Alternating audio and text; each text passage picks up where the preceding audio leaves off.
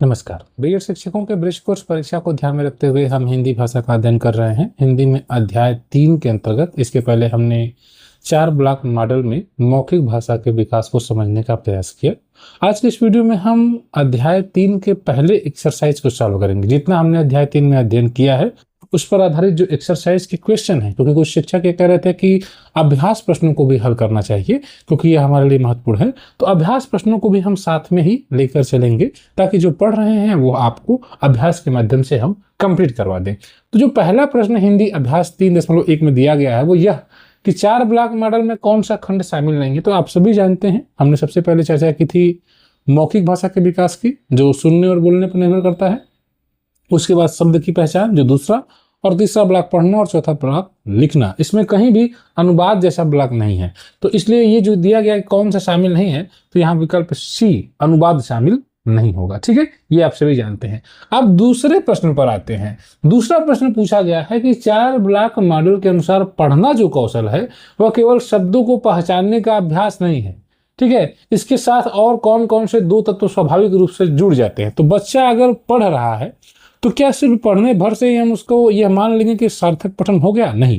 जैसे मान लीजिए बच्चा पढ़ रहा है म ट र या न म क, लेकिन बच्चा नमक मतलब समझ नहीं रहा, नमक क्या है, या मटर नहीं समझ रहा, तो उसका पढ़ना अर्थपूर्ण नहीं हुआ। तो पढ़ने के साथ साथ समझ बहुत आवश्यक है। जो चर्चा की गई है समझ और उसका अर्थ से संबंध, यानी कनेक्शन, बच्चा उसको समझ पाता है कि वो किस संदर्भ में प्रयोग हो रहा है। ये दोनों ही चीजें पढ़ने से जुड़ी हुई होती हैं जो कि उन्होंने पूछा है। तो हमने यहाँ पर चर्चा इसी की कर दी है कि पढ़ने से जुड़ते हैं 2 चीजें, समझ यानी समझ के साथ बच्चा पढ़े और उसके जुड़ाव को, कनेक्शन को बच्चा समझ पाता है। ठीक है, तो सीधी सी बात है कि पढ़ना केवल अक्षरों या शब्दों को पहचानना नहीं है।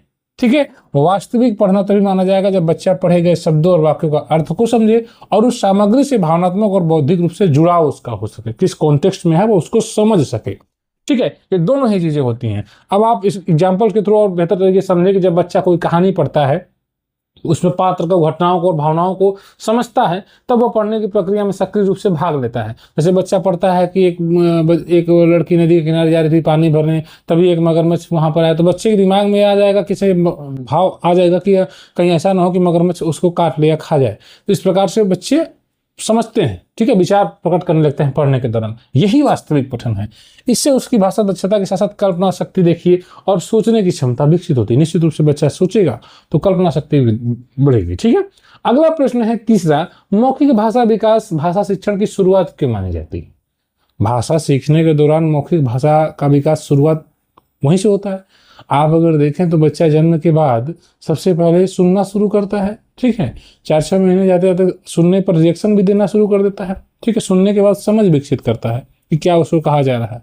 फिर उसके बाद फिर धीरे धीरे कुछ समय के बाद वो बोलने की प्रक्रिया में लग जाता है। यही प्रारंभिक एक प्रकार से शुरुआत है सीखने की। भाषा कैसे? पहला यह भाषा का आधार है। जैसा अभी हमने कहा कि बच्चा जन्म से ही सुनना और बोलना सीखता है और यही आगे पढ़ने लिखने की नींव बनता है, क्योंकि जो बच्चा सुना है, जो बच्चा बोला है, उस चीज को पढ़ना बच्चे के लिए आसान है। क्योंकि बच्चा यूपी में है, हिंदी भाषा सुन रहा है तो हिंदी को अच्छे से पढ़ रहा है। बच्चा अंग्रेजी को कम सुन रहा है तो अंग्रेजी को पढ़ने में कठिनाई हो रही है। महाराष्ट्र का बच्चा मराठी अपने आसपास सुन रहा है तो उसको मराठी आसान लग रहा है। ठीक है, वो मराठी पढ़ रहा है आगे जाकर, इस प्रकार से। और दूसरा प्राकृतिक प्रक्रिया, एक नेचुरल प्रोसेस के थ्रू इसको अर्जित किया जाता है। यानी बच्चे पहले आसपास के लोगों को सुनते हैं, फिर शब्दों और वाक्यों को बोलना शुरू करते हैं। यह प्रक्रिया स्वाभाविक होती है। यानी बच्चे को स्कूल में जाकर सिखाया नहीं जाता है परंपरागत रूप से कि कैसे बोलना है, कैसे सुनना है। वह प्राकृतिक रूप से अर्जित कर लेता है इस बात को। उसके अगल बगल या उसकी अध्यापिका अगर खड़ी भाषा में बात कर रही हैं, भले ही बच्चा भोजपुरी बोलने वाला, लेकिन खड़ी बोली के शब्दों को भी धीरे धीरे बच्चा अपने अध्यापक को सुनकर अर्जित कर लेता है। उसके लिए उसको पढ़ने की और लिखने की भी जरूरत भी नहीं होती है। वह इस प्रकार के एनवायरनमेंट क्रिएट होता है तो बच्चा वहां पर सीख लेता है। तो एक प्राकृतिक प्रक्रिया है। ठीक है, आत्मविश्वास का विकास, जब बच्चे अपने विचार को, अनुभव और भावनाओं बोलकर व्यक्त करते हैं तो उनमें आत्मविश्वास बढ़ता है। ठीक है, अगला है अभिव्यक्ति क्षमता का विकास। मौखिक भाषा के माध्यम से बच्चा जो भी सोच रहा होता है, जो भी उसके अंदर फीलिंग्स आ रही होती है, उसको वो आपसे कह पाता है। तो इसके माध्यम से ही बच्चा, अगर सोचिए मौखिक भाषा का डेवलपमेंट नहीं है, बच्चा आपकी बात को सुनकर समझकर बोल नहीं पाया, आपने कुछ बोला वो समझ नहीं पा रहा है, और तो क्या उसका मौखिक भाषा का विकास हुआ? नहीं हुआ। तो मौखिक भाषा के विकास जब बच्चे का होता है तो उसके अभिव्यक्ति क्षमता का भी विकास निश्चित रूप से होता है। साथ ही साथ आगे के कौशल का आधार यह बिल्कुल स्पष्ट है कि जिस बच्चे की सुनना और बोलना जो दक्षता है, प्रारंभिक दक्षता बेहतर है, तो निश्चित रूप से जब वह बच्चा पढ़ेगा और लिखेगा उसमें भी वो उसके लिए हेल्पफुल होगा।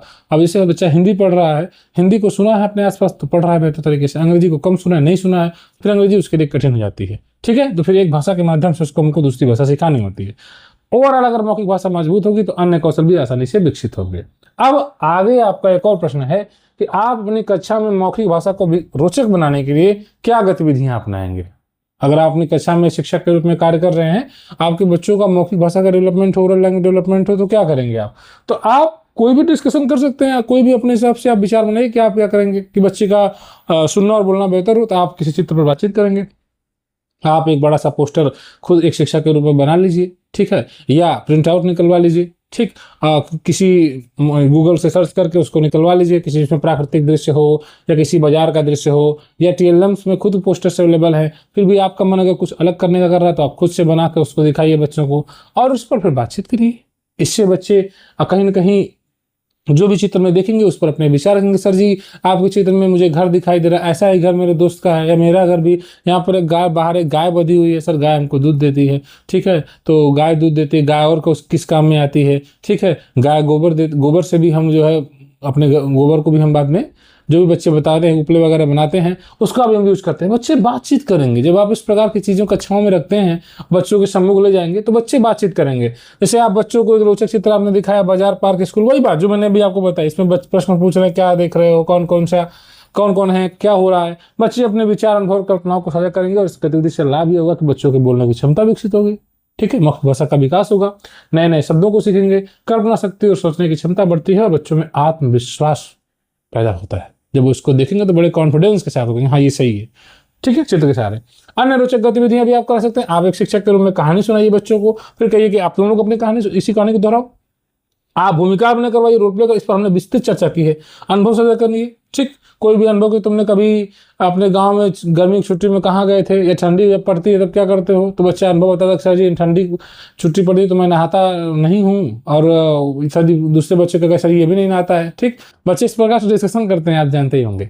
तो इस प्रकार बच्चे अपने पुराने अनुभव को बता रहे होते हैं, तो वो चाहे जो भी बताएं, लेकिन अगर वो बोल रहे हैं, बातचीत कर रहे हैं, तो कहीं ना कहीं भाषा का विकास उनका हो रहा है। कविता और खेल गीत करा सकते हैं आप इन चार। अब ये इस प्रकार से आपने इसको देख लिया। अब अगला प्रश्न है ये जो 3.1 का, कि 4 ब्लॉक मॉडल में किन 2 ब्लॉक के बीच सबसे गहरा संबंध है। आप उदाहरण के माध्यम से समझाइए। तो उदाहरण के माध्यम से आपको समझाना है किन 2 ब्लॉक्स के बीच बहुत गहरा संबंध है। तो हम कह सकते हैं पढ़ना और जो लिखना है उसके बीच बहुत गहरा संबंध है। पढ़ना आएगा तभी बच्चा उसको लिख पाएगा, ठीक है ना। अब पढ़ना ही नहीं आएगा तो लिखेगा कहाँ से। लिखना पूरी तरह से पढ़ने पर निर्भर होता है, ठीक। बिना जिस बच्चे को पढ़ने ही नहीं आता है, जिस बच्चे को म लिखा है म पढ़ने नहीं आ रहा, क्या वो म लिख पाएगा? नहीं लिख पाएगा। जब उसके अंदर पढ़ने की क्षमता विकसित हो जाती है तभी वह लिखता है। तो पढ़ना और लिखना के बीच बड़ा गहरा संबंध है सर। इसमें इंटरडिपेंडेंसी है। देखिए, जैसे पढ़ने से बच्चे शब्द को, वाक्य की संरचना, वाक्य किस प्रकार से बन रहा है, जैसे क कैसे बन रहा है, उसको पढ़ रहा है तो उसको दिमाग में इमेज बन रहा है कि हाँ क ऐसे बनता है, ठीक है। तो वाक्य संरचना, शब्द की संरचना, अक्षर की संरचना, भाषा के प्रयोग को सभी को सीखते हैं। लिखने में वही सीखी हुई चीजें उपयोग होती है। तो कहीं ना कहीं एक निर्भरता हो, इंडिपेंडेंसी हो। दूसरा ये है कि शब्द के भंडार का विकास। पढ़ने से बच्चे नए नए शब्दों को सीखते हैं और वही शब्द फिर वो लिखने में प्रयोग करते हैं। जब बच्चा कोई कहानी पढ़ता है तो उसमें जो भी चीजें आती है उसी के अभ्यास प्रश्न होते हैं, उसी को फिर लिखता भी है, ठीक है। समझ और अभिव्यक्ति बढ़ती है। बच्चे के पढ़ना समझ विकसित करता है। जब बच्चा किसी चीज को पढ़ता है तो उस पर अपनी समझ विकसित करता है और लिखना उस समझ को व्यक्त करने का माध्यम बनता है, ठीक है। इसे उदाहरण के रूप में यदि बच्चा एक कहानी पढ़ता है तो वह नए शब्दों को, वाक्यों को सीखता है, कहानी की शैली को समझता है। बाद में वो उन्हीं शब्दों और शैली का उपयोग करके अपनी कहानी को लिख सकता है। इस प्रकार से हमने देखा कि जो लिखना है और पढ़ना एक दूसरे को मजबूत करते हैं और भाषा विकास को पूर्ण बनाते हैं। ये आपका एक्सरसाइज 3.1 जो है इंग्लिश का, हिंदी का कंप्लीट हो गया। ब्रिज कोर्स की बेहतरीन तैयारी इस चैनल के द्वारा कराई जा रही है। आप जुड़े, ज्वाइन करें इस चैनल को। धन्यवाद।